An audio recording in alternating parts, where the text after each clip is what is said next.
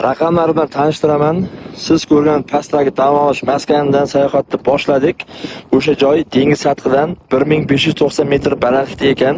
Xo'p, hozirgi biz kelgan joy esa dengiz sathidan 3023 metr balandlikda. 1450 metr tepa qarab ko'tarilibmiz. 1450 metr bizga esa 7,5 soat vaqtimizni oldi. Endi qarangizlar, sayohatda qiziq taraf. Google kartani ko'rgansizlarmi? Bir ochib ko'ringizlar Google kartani. Xuddi mana shu O'sma shaharchasi Google kartadan tomoshabinga o'xshaydi. Shunaqangi baland joyda turibmiz. Buni ta'riflab berish uchun tushuntirishim o'qilib mana shu kerak debman. Xo'p, tanishamiz. O'sma shaharchasi qarshimizda va eng qiziq joy, maza qilgan joyimiz.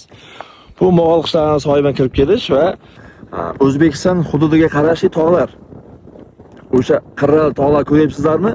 Narag'i Tojikiston. Bu tepadagi narag'i ham Tojikiston. Bu yoqqa o'tmadik. Tinchlik kerak. U yoqqa o'tishga biz ruxsatnomamiz yo'q. Albatta harbiy qismlar ruxsatnoma beradi. Chegaragacha borish mumkin degan tabiblarga, cho'ponlarga, sayyohlarga beradi. Biz undan narsa yo'q edi, u yoqqa bormadik. O'zbekiston qonunlarini hurmat qilamiz.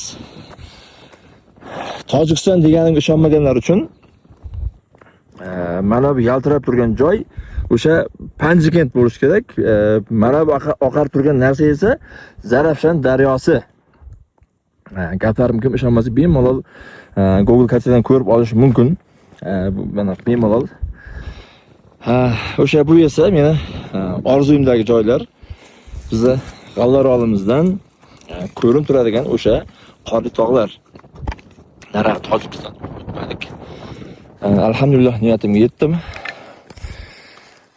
Albatta Allohning izni bilan, yaqin insonlarning ko'magi bilan niyatimizga yetdik. Va bizni ko'rib turganlar, kim nimani o'ylagan bo'lsa, orzu qilgan bo'lsa, niyat qilgan bo'lsa, barcha o'z orzulariga, niyatlariga yetib yursin. Barchaga rahmat. Xuddi o'shaning ustidan tushib keldik. Tushib kelish bizdan esa 2 soat 40 minut talab qildi.